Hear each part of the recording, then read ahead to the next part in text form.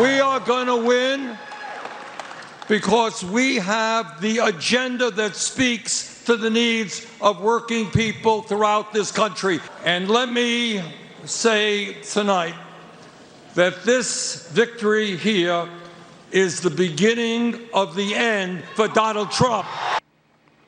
Well, Bernie Sanders on a roll, scoring his first clear victory in what has become a very chaotic Democratic primary fight. He managed to hold off the moderates, Pete Buttigieg and Amy Klobuchar.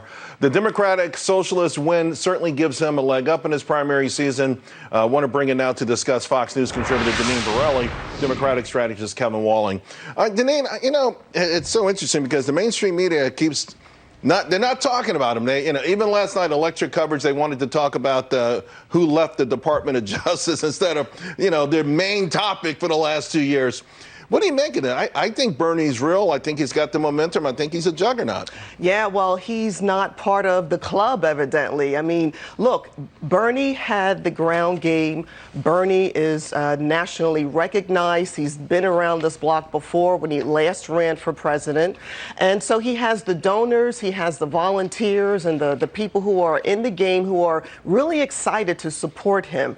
And so when you look at that aspect, then you look at the Amy Klobuchar and look at Buttigieg, they're basically just getting started, so to speak. They had the 2 wins in Iowa and in New Hampshire. Right. And so now their focus has to be on the national level. They're fighting over the same resources, the same votes, the same money. Right. So we're going to see more infighting, especially with those 2. Well, they outperform expectations, that's for sure. But, Kevin, it's interesting. Axios had a few scenarios where Bernie could go through Super Tuesday and would become the clear-cut, overwhelming favorite to win a nomination. Yeah, Charles, I completely agree with Deneen's take on where the primary stands. Bernie had a really good night, of course, on Tuesday. A little bit down from what we saw just 4 years ago when he won by 60%. Of course, that was a head-to-head race against Secretary Clinton. But it's anyone's guess now what kind of momentum he takes, what kind of momentum Amy Klobuchar and Pete Buttigieg take to our next caucus in Nevada in just over a week. And then, of course, in South Carolina, where Joe Biden is making his play. I thought it was interesting that he decided to kind of pack up shop and head to South Carolina Tuesday night, even before the polls were called in New Hampshire. Yeah, he's many are saying that's his grandstand or last stand in South Carolina. It's true, we'll very see. But, true, Charles. I got to tell you, for Bernie, it's not just the media and many of the elites in the Democratic Party. Former Goldman Sachs CEO Lloyd Blankfein having an interesting reaction to the Bernie win last night. He tweeted, "If Dems go on to nominate Sanders, the Russians will have to reconsider who to work for to best screw up to the U.S. Sanders is just as polarizing as Trump. He'll ruin our economy and doesn't care about our military. If I'm Russian, I go with Sanders this time around."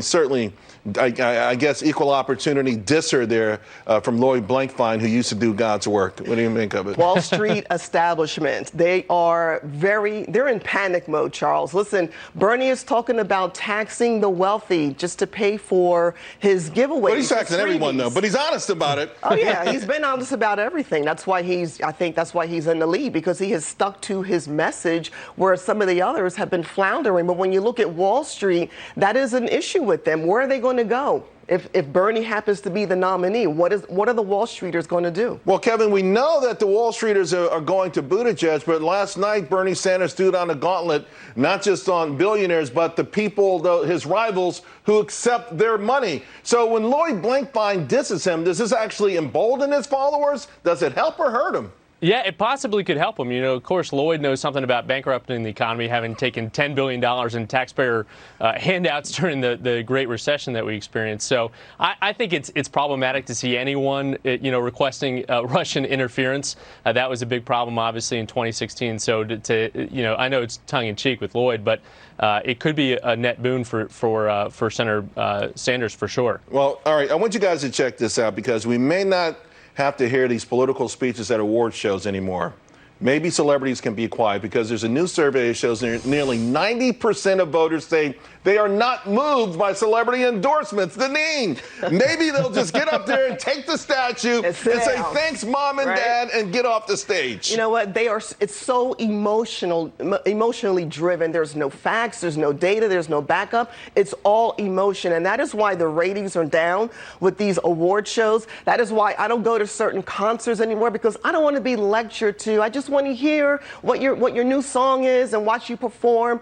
So the Borellis are saving a lot of money on that. You know, I love Stevie Wonder so much. I'll take the small amount of political stuff that comes with his concerts. But I hear where Deneen's coming from, Kevin. You know, we saw where Hillary thought it would help her, and she had, superstar athletes, major Hollywood stars, and they still couldn't drag her over the finish line. Yeah, it's a good point, Charles. You know, I think there is, an interesting thing that happened in 2018 with actually Taylor Swift.